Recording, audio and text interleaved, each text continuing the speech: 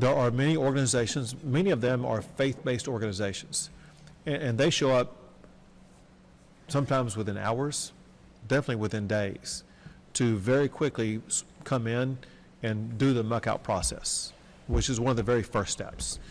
When the muck-out process takes place, that leads to a lot of debris being put on the ground in front of the house or whatever. And the state and local officials will be involved in that debris removal, which we know will be a top priority. But bottom line, you will see a lot of organizations coming in ready to immediately begin that muck-out process. Go ahead. Timeline yet on when FM 480, which connects Valdez to Eagle Pass, will be reopened? Yeah. So we have someone from TxDOT here. Let me have them answer that question. Yeah, so FM 481 right now, we're currently assessing the bridge damage that was caused by the Nueces River. So we're in the process of evaluating. As the waters recede, we'll continue to do that evaluation so we can see what we can do to speed up the process of getting that back operational. So at this time, we don't have a specific timetable, but we are actively looking at what we need to do to get that operational. And then one other question, because there's a dam up here that we keep hearing about, the Willingham Dam. Do we know if it failed or what the status of that is? Yeah, it didn't fail. It didn't. Did I not can fail. speak to that. So that was a flood control dam, and it was flown and looked at, and it did not fail. I've been in contact with the landowner, the ranch owner, that where the dam is located, and he's also confirmed. But we put eyes on that dam, and it did not fail.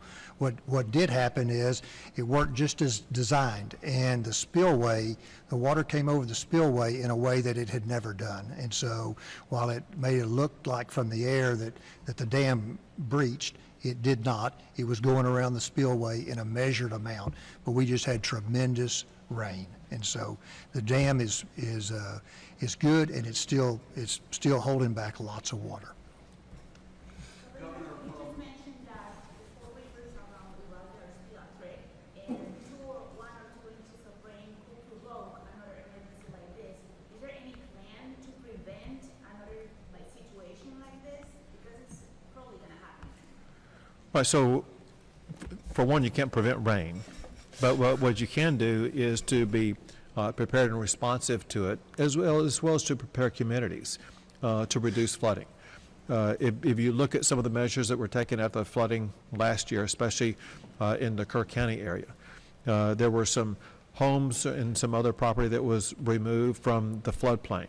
And so, for one, making sure that communities honor the floodplain and try to not have housing in the way.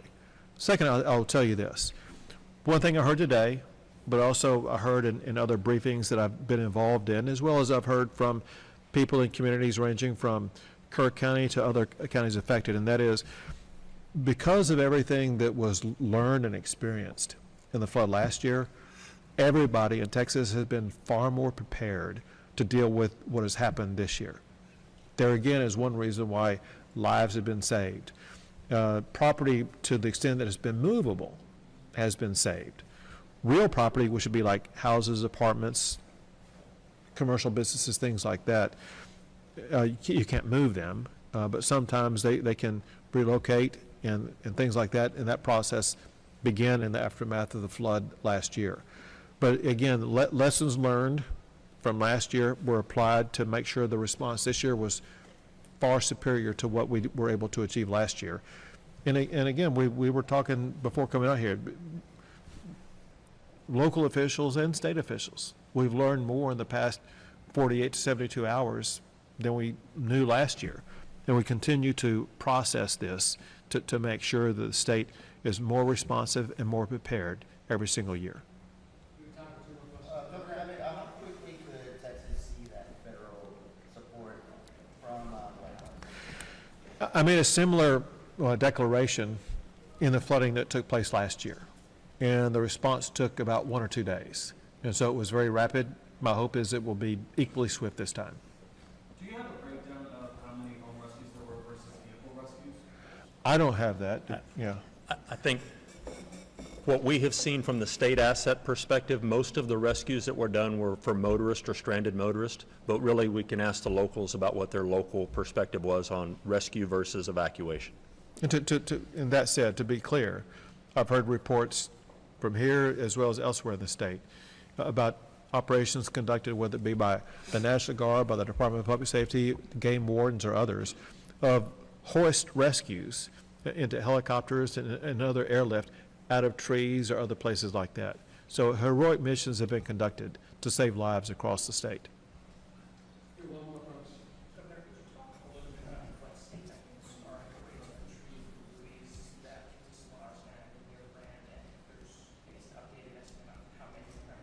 Sure. We need to subdivide this into two categories.